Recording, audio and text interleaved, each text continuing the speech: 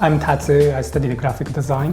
I was always enjoying things from the UK since I was young, so especially fashion, music, and culture, so it was my dream to come here. I had never been living in town by the sea. Yeah, it was pretty exciting. I like to go to see the ocean when I'm stressed.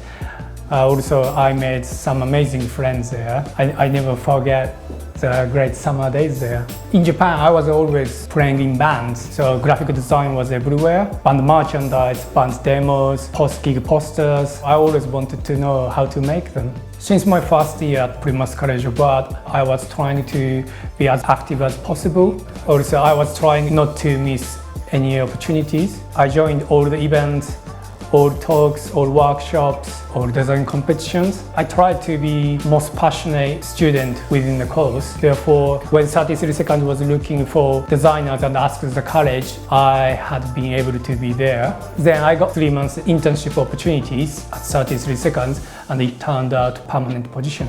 We worked with Sky, Peugeot, Greenpeace, Amazon Student, Toys R Us.